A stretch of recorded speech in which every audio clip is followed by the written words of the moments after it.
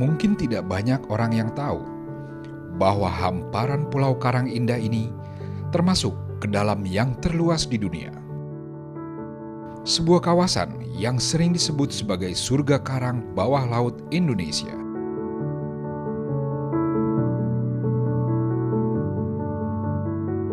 Taman Nasional Takabonerate. Begitulah tempat ini dikenal.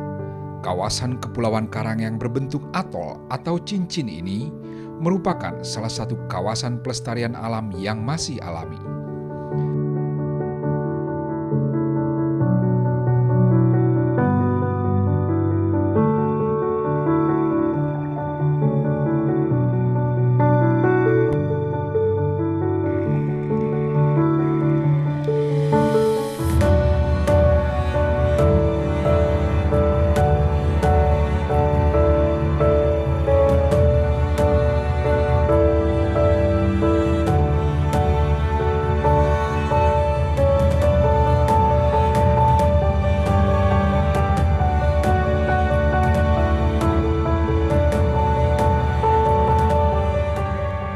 Tempat ini dikenal luas dengan taman bawah lautnya yang mempesona, yang memiliki keragaman spesies karang tertinggi di dunia. Keindahan taman bawah laut Takabonerate menjadikan tempat ini sering disebut sebagai surganya para penyelam.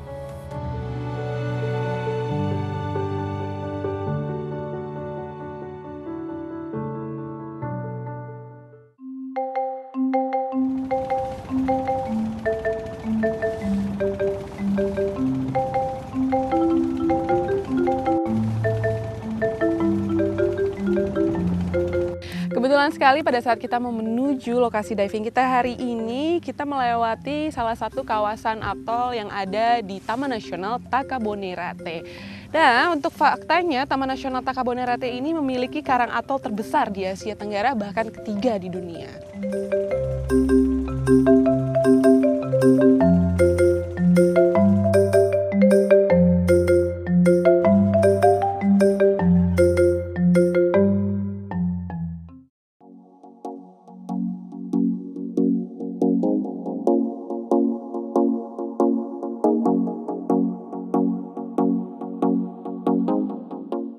Yang istimewa, daerah yang dulu merupakan kepulauan macan ini memiliki terumbu karang atol terbesar ketiga di dunia, setelah Kwajivien di Kepulauan Marshall dan Surfadiva di Kepulauan Maladewa.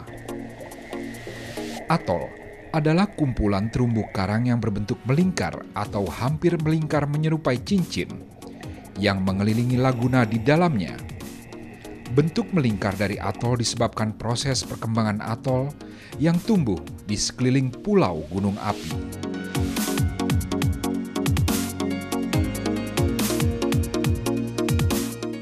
Tak perlu jauh-jauh ke Maldives untuk bisa menikmati keindahan alam seperti ini. Karena ternyata Indonesia juga memiliki wilayah yang tidak kalah indahnya.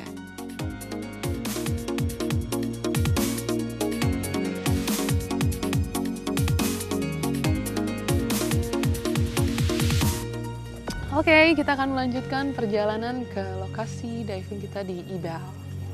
Berapa jauh lagi dari sini? 15 menit dari 15 menit. Oke, siap.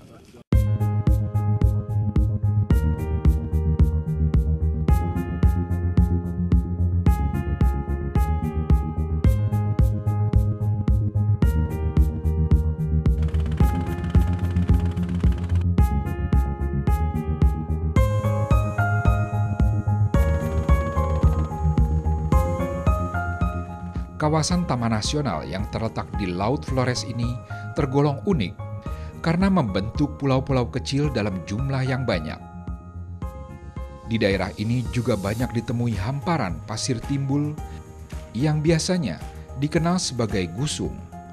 Gusung ini biasanya muncul apabila air sedang surut dan tenggelam saat air pasang.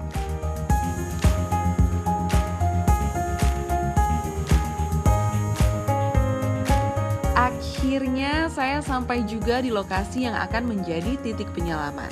Seperti biasa, sebelum menyelam, saya diwajibkan memakai semua peralatan selam secara lengkap.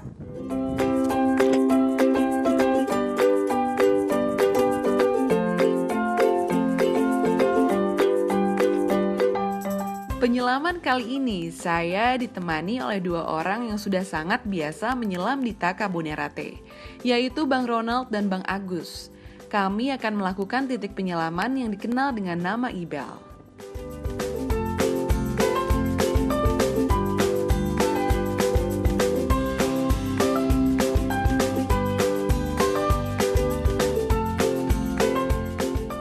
Titik penyelaman Ibel terletak di sekitar perairan Tinabo Besar. Boleh dibilang, titik penyelaman ini merupakan salah satu titik unik yang terdapat di Taman Nasional Taka Bonerate.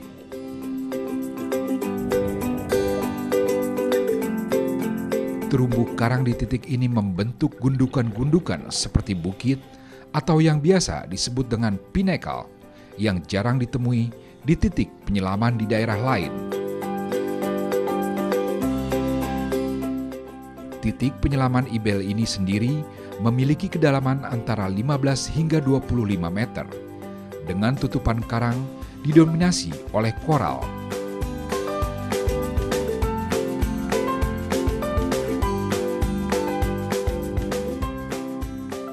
Biota laut yang paling banyak saya temui di titik penyelaman Ibel ini adalah kuping gajah, yang merupakan salah satu jenis sponge dari kelas Demospongiae.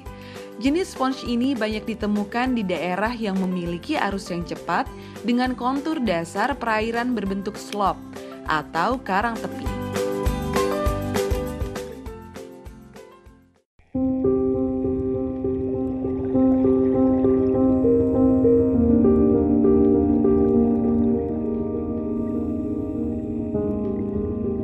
Di spot Ibel ini saya juga menemukan banyak jenis ikan warna-warni yang begitu cantik.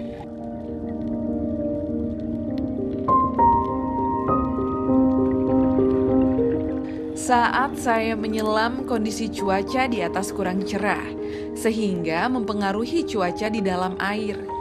Namun hal ini tidak mengurungkan niat saya untuk menjelajahi bawah laut di perairan Tinabo Besar, tepatnya di Taman Nasional Taka Bonerate.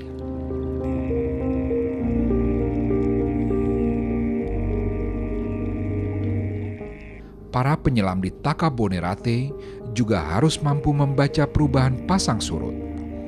Kedua proses alam itu akan ikut mempengaruhi arus dan jarak pandang di bawah laut. Titik penyelaman Ibel memiliki landasan dasar pasir. Wajar saja apabila terkadang jarak pandang bawah laut sangat pendek dan cenderung keruh. Namun bila kita menyelam di waktu yang pas, titik penyelaman ini menjadi titik favorit para penyelam karena keindahannya.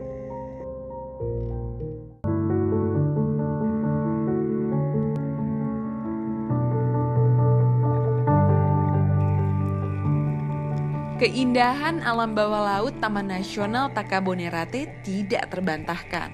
Saya pun bersepakat apabila tempat ini merupakan salah satu surga tropis kekayaan alam Indonesia.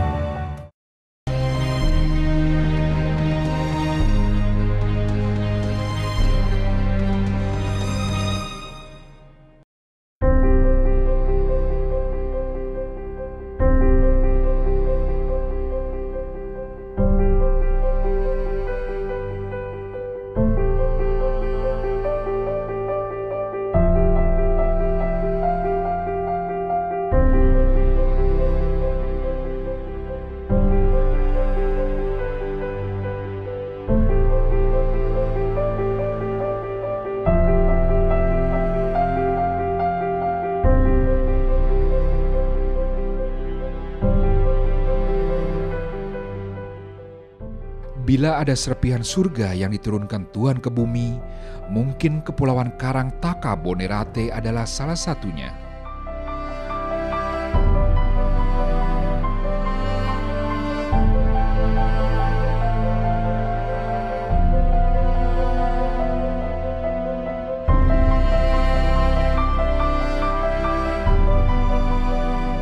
Paduan birunya langit dan lautan membuat siapapun enggan berkedip. Cantiknya karang atol Taka Bonerate dapat membuat manusia lupa sejenak akan problematika yang ada.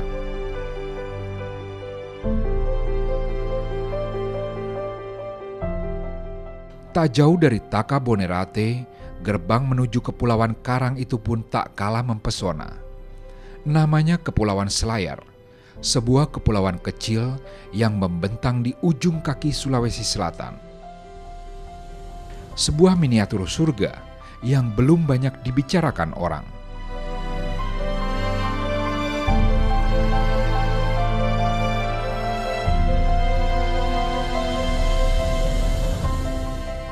Akses yang rumit dan minimnya jadwal penerbangan ke daerah ini membuat Pulau Selayar memang kurang populer. Dari kota Makassar saja butuh waktu sekitar 10 jam untuk tiba di Pulau Selayar.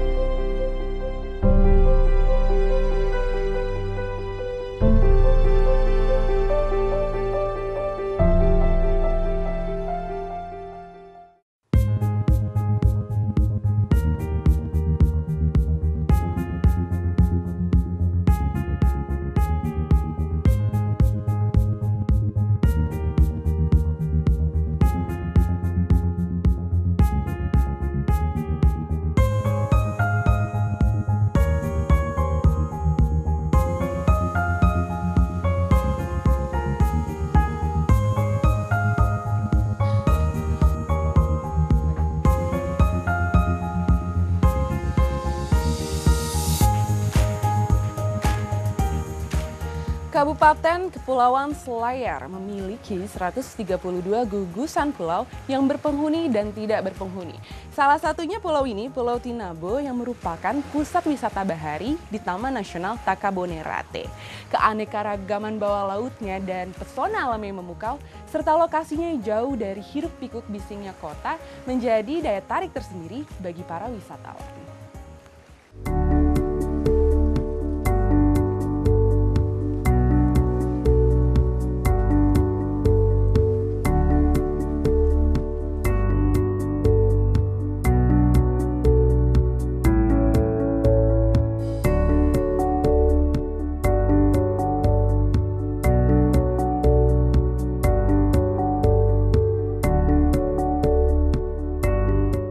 Pulau Tinabo terletak di jantung Taman Nasional Taka Bonerate, yang masih bagian dari Kepulauan Selayar. Selain posisinya yang strategis, Pulau Tinabo hanya mempunyai panjang sekitar 1,5 km dan lebar 500 meter.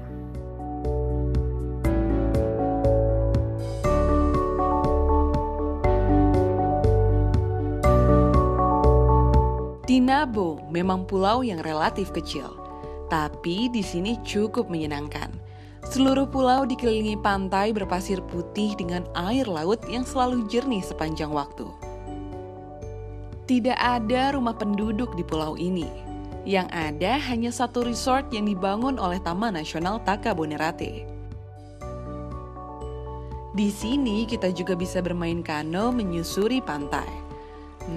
Suasananya benar-benar damai, tenang dan eksklusif. Terasa pulau ini milik sendiri.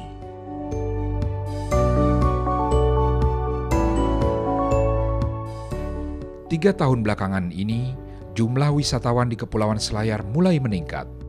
Selain pesona karang atol, ditemukannya puluhan anak hiu liar menjadi daya tarik lainnya bagi wisatawan untuk berkunjung ke Taka Bonerate.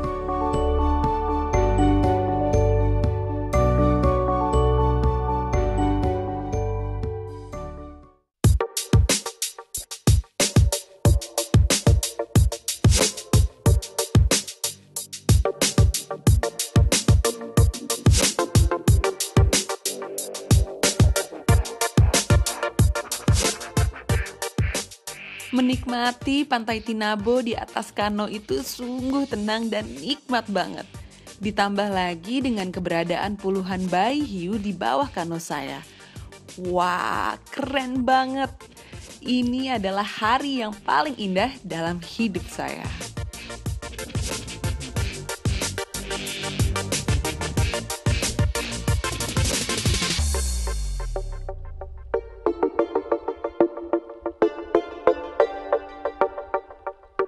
Anak-anak hiu hanya dapat ditemui di beberapa pulau yang ada di Taman Nasional Taka Bonerate.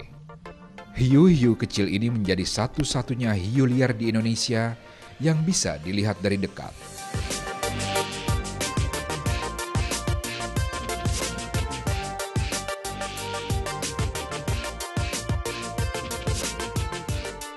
Hiu-hiu ini jenis sirip hitam. Biasanya di tempat lain, anak-anak hiu sengaja dipelihara dan dikerangkeng. Tapi kalau di sini, hiu-hiu liar ini datang atas kemauan sendiri. Hal ini sudah menjadi sifat dasar anak hiu sirip hitam yang akan menghabiskan beberapa bulan pertama dalam hidupnya di perairan dangkal.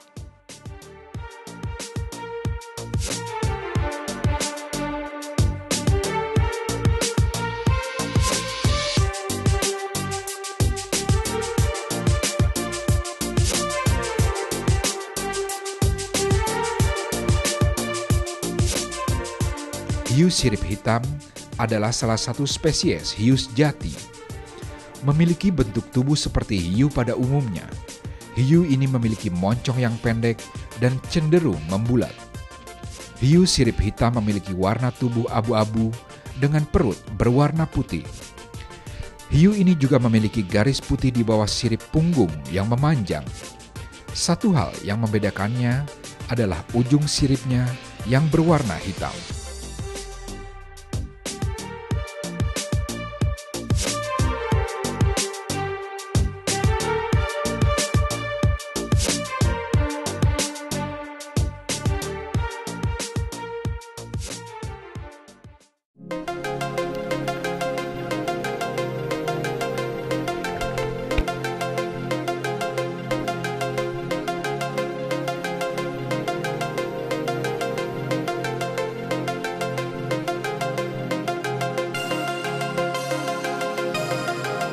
Saya pun memutuskan untuk turun ke air agar lebih dekat dengan anak-anak hiu ini. Walau liar, anak-anak hiu ini sangat jinak loh. Mereka juga peka dengan gerakan, karena mengira akan ada makanan. Aduh, sumpah di sini keren banget. Seperti hiu lainnya, hiu sirip hitam berkembang biak dengan cara viviparous. Hiu ini dapat melahirkan 2 hingga 4 anak hiu dengan masa kehamilan selama 8 hingga 16 bulan. Meskipun hiu ini adalah top predator dan merupakan pemangsa aktif di lingkungannya, hiu ini cenderung pemalu dan menghindari kontak dengan manusia.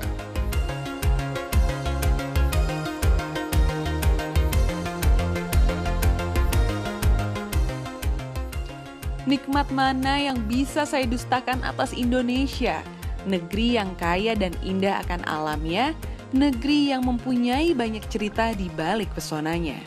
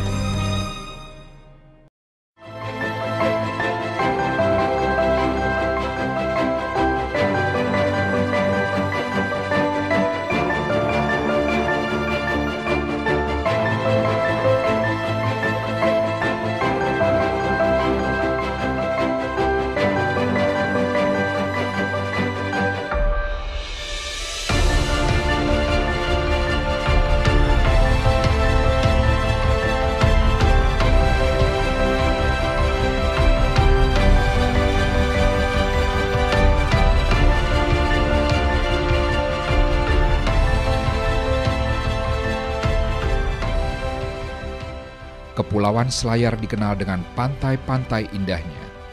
Namun ke arah timur kepulauan ini terdapat juga beberapa kawasan pegunungan yang tidak kalah akan panorama dan ceritanya.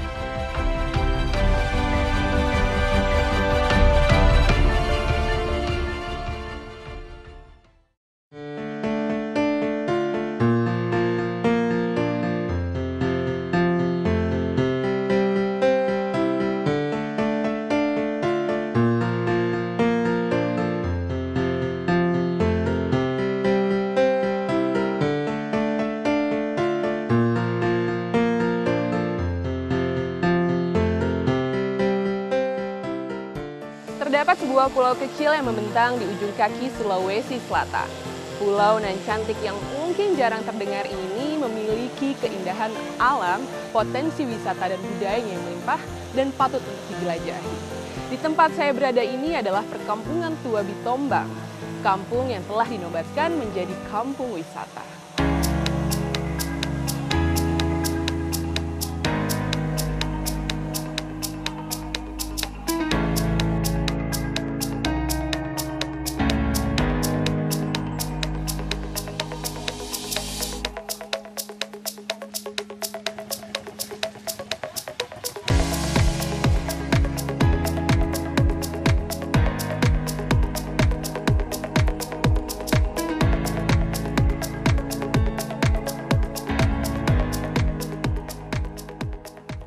Perkampungan tua Bitombang, lokasinya tepat berada di Kelurahan Bontobangun, Kabupaten Kepulauan Selayar. Lokasi ini berjarak sekitar 7 km dari ibu kota Selayar, Kota Benteng. Karena banyaknya rumah panggung yang berusia di atas 100 hingga 200 tahun, perkampungan ini pun disebut Perkampungan Tua Bitombang.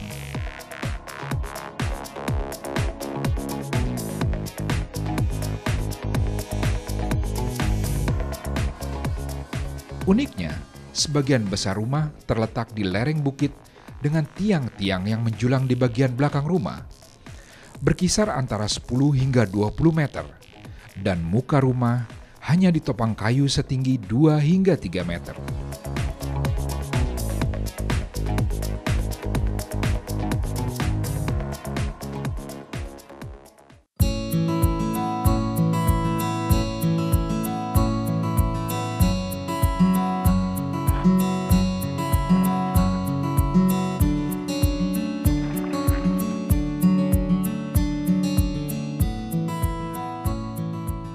Ada banyak pertanyaan yang berkutat di kepala saya melihat rumah-rumah tua yang sangat tinggi di kampung Bitombang ini. Karena itu, saya akan menemui salah satu tokoh masyarakat untuk menemukan jawaban dari segala pertanyaan saya.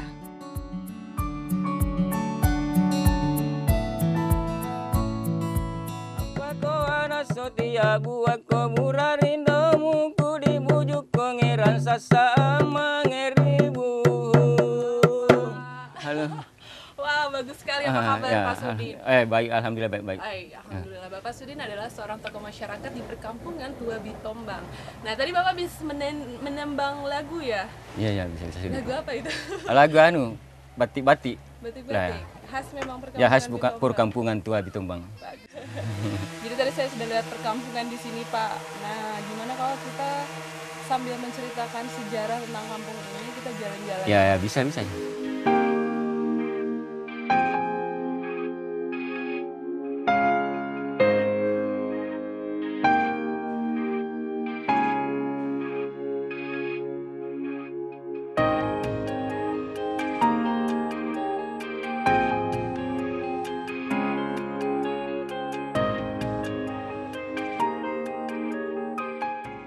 Rumah yang bentuknya berbeda dari yang lain. Ya. Tiangnya jauh lebih tinggi itu, Pak. Ya. Nah, itu gimana tuh ceritanya? Memang itu orang-orang tua dulu sengaja dikasih tinggi rumah karena ada menurut mereka itu ada dulu tentara Seran namanya. Apa itu tentara Ya, Seran? tentara itu dari daerah lain yang memakan manusia. Oh ya? Ya begitu. Kanibal itu Jadi takut dia dibunuh. Jadi dikasih tinggi rumahnya. untuk memantau adanya Ya, tentara untuk itu atau cepat tidak? memantau datanya itu Oh, yang kedua kan itu takut dia ditusuk ke atas. Jadi ditusuk dikasih ke tinggi. atas. Dikasih tinggi supaya tentara-tentara itu juga bawa senjata. iya bawa senjata.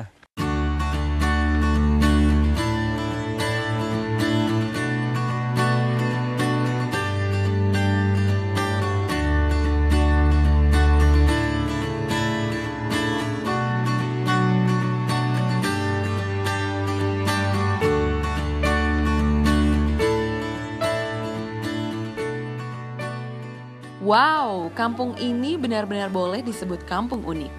Tiap rumah yang tinggi dipercaya berhubungan dengan panjangnya usia penduduk kampung.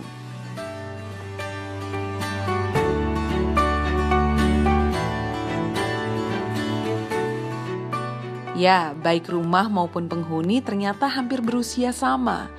Penduduk di kampung Bitombang umumnya berusia lanjut di atas 90 tahun dengan kondisi yang masih kuat bekerja.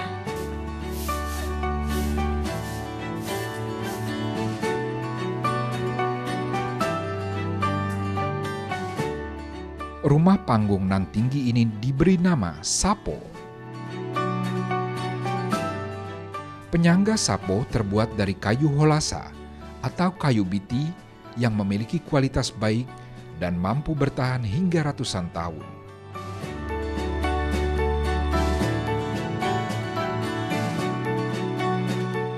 Selain kayu penopang rumah, unsur palangga atau batu penyangga tiang juga digunakan untuk menjaga keseimbangan rumah. Selama ratusan tahun rumah Sapo terbukti tahan dari terpaan hujan, angin, dan badai. Karena itulah kampung ini pun dianggap memiliki berkah. Rumah-rumah Sapo diwarisi turun-temurun jika orang yang dituakan dalam rumah tersebut meninggal dunia. Dan segala pertanyaan saya sudah terjawab. Terima kasih Pak Sudin untuk informasinya. Pak Sudin adalah salah satu tokoh masyarakat yang sangat berpengaruh di kampung ini. Beliau aktif menggiatkan berbagai kegiatan seni dan budaya Bitombang untuk diperkenalkan pada para wisatawan. Perkampungan tua Bitombang tidak hanya unik, warga di perkampungan tua ini pun sangatlah ramah. Saya merasa berada di kampung sendiri.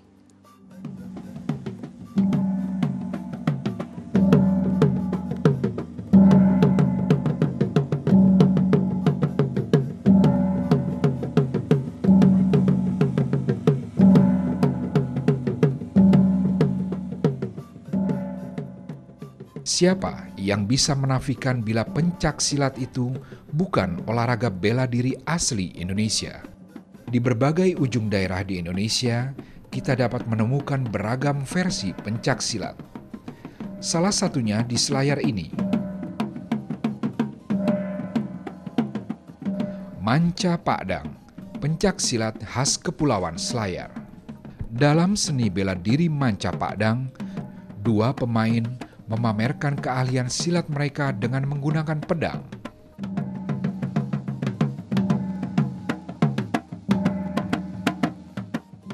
Secara umum, atraksi ini menunjukkan cara menyerang dan bertahan dalam sebuah pertarungan.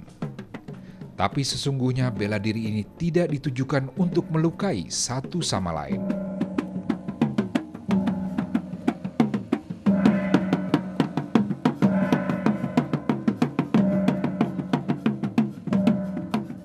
Dalam setiap atraksi Manca Pakdang, biasanya dimainkan pula kesenian kontau, yaitu seni bela diri khas layar dengan menggunakan tangan kosong. Kayaknya patut dicoba nih. Oh my god. Oke. Waduh, saya kira gampang gerakannya. Ternyata setelah dicoba, susah juga ya. Butuh latihan lama supaya badan lentur untuk bisa mengikuti gerakan bela diri ini. Ya, saya nggak tahu. Terima kasih Bapak sudah mengajarkan saya. Keren. Terus lestarikan tarian Manca Pakdang dan Kuntau ini.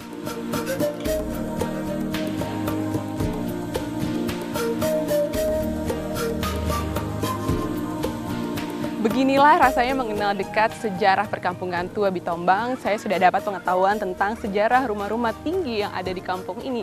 Dan juga saya dibekali ilmu bela diri, Manca Pakdang, dan Kuntau dari bapak-bapak hebat di sebelah saya ini.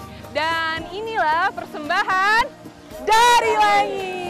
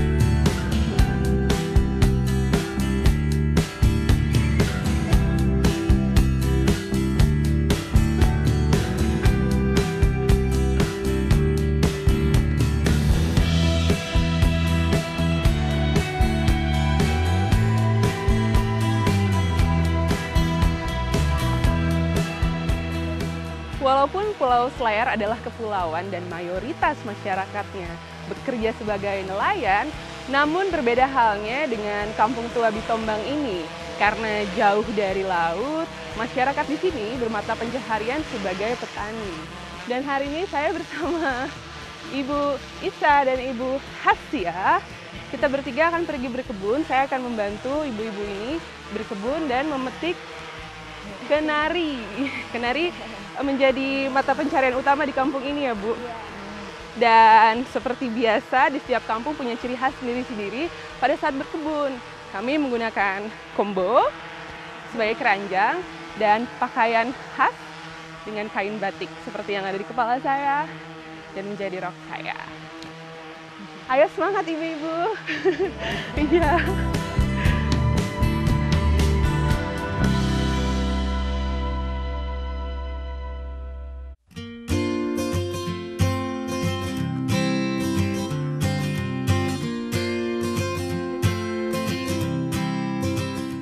Matahari mulai meninggi, tapi sengatannya tidak menghalangi sekelompok warga desa Bitombang untuk mengambil buah biji kenari.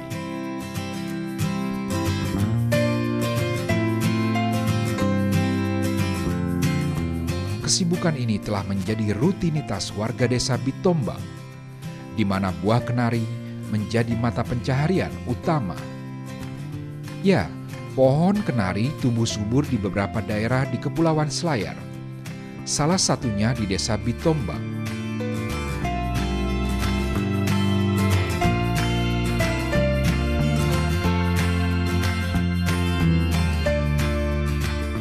Desa ini merupakan daerah penghasil buah kenari berkualitas di Kepulauan Selayar. Dan petani kenari menjadi pekerjaan yang diwariskan secara turun-temurun.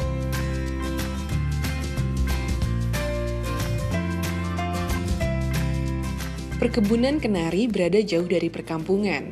Saya, Ibu Hasya, dan Ibu Hisa harus berjalan sejauh 2 km menuju perkebunan kenari. Buat saya sih lumayan jauh, tapi kalau ibu-ibu ini sih bilangnya dekat. Di Bitombang, ada sebuah pohon kenari yang sudah berumur ratusan tahun. Uniknya, pohon kenari ini mengeluarkan mata air yang dimanfaatkan dalam kehidupan sehari-hari warga desa Bitombang itu sendiri.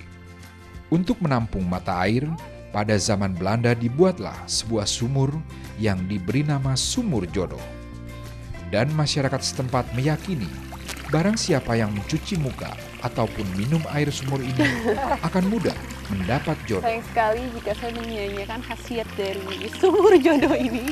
Bukan untuk mencari jodoh, ya siapa tahu aja ya Bu ya. Gimana?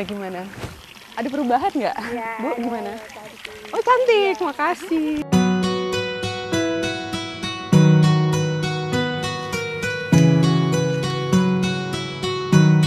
Pohon kenari dapat tumbuh sampai ketinggian 20 meter dan tahan terhadap angin kencang. Bila sudah matang, buah kenari akan berubah warna menjadi biru kehitaman. Buah kenari memiliki banyak kandungan positif bagi manusia, khususnya bagi otak. Buah kenari kaya akan kandungan asam lemak omega 3, sebuah nutrisi yang dibutuhkan otak manusia. Dan buah kenari yang kami kumpulkan sepertinya sudah cukup. Saatnya kembali ke rumah untuk memasak menu istimewa ala Pulau Selayar.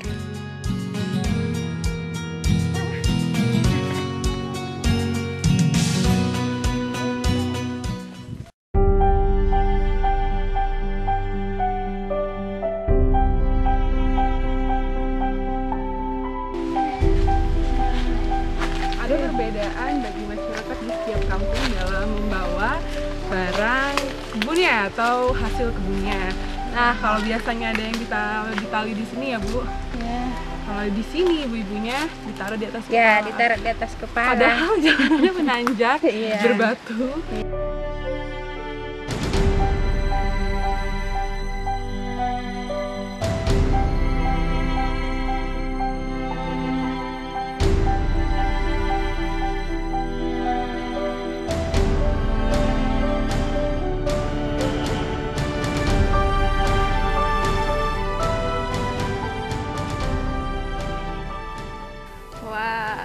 Ternyata kita masaknya di luar ruangan, tidak di dapur rumah. Karena memang ini cukup berbeda, lebih sejuk, lebih tenang. Dan semua bahan-bahan untuk memasak ketinting telah dipersiapkan.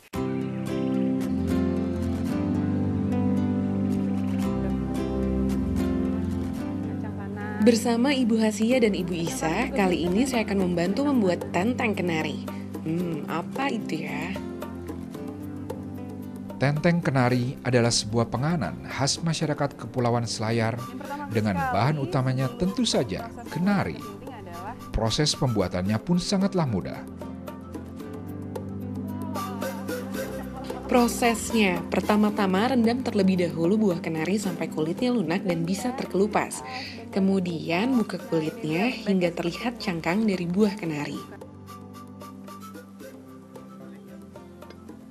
Setelah pengelupasan kulit kenari, nah ini harus dipecahkan lagi karena yang kita pakai itu di dalam sini. Nah, dipecahkannya dengan cara dipukul dengan golok. Kenari ini berlapis-lapis ternyata. Nah, ini yang kita gunakan untuk bikin ketinting. Bila buah kenari yang dibersihkan sudah banyak terkumpul, saatnya kita memasak. Memasak tenteng kenari juga tidak rumit. Pertama-tama, cairkan terlebih dahulu gula merah yang sudah diiris tipis-tipis hingga mengental. Setelah itu, masukkan biji kenari dan aduk hingga menyatu dengan cairan gula merah.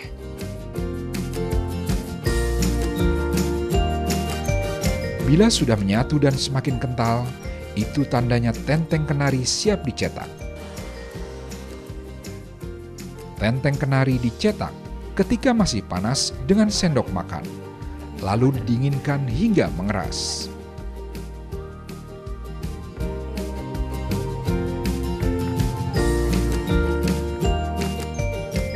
Nah, ini dia ketinting kenari ala Kampung Tua Bitombang yang sudah jadi, ala saya, ala Ibu Isa, ala Bu Asia. Yang tadi kita capek-capek jauh-jauh tadi ke hutan sana. Nah, ini yang sudah jadi, tapi enaknya kita minumnya di teras rumah sambil ngeteh-ngeteh kali ya Bu ya.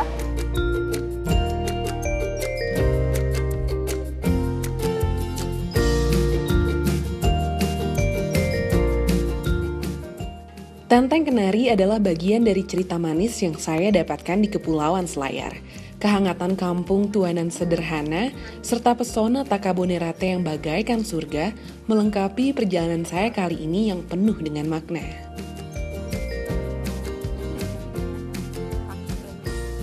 Oh, saya boleh bawa pulang. Wah, saya diberikan oleh-oleh, sudah saya merepotkan Ibu. Saya malah dibungkusin dan dibekali ketinting. Terima kasih banyak. Sudah Ibu nanti buat yang lain. Ibu terima kasih banyak. Sama-sama. Terima kasih. Ibu Asia, terima kasih banyak. Saya diberikan oleh-oleh ketinting dan dibekali untuk pulang nanti.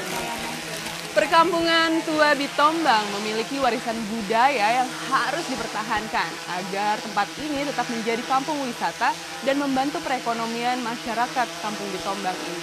Saya selalu merasa bersyukur dan beruntung bisa bersentuhan langsung dengan kekayaan budaya dan alam Indonesia.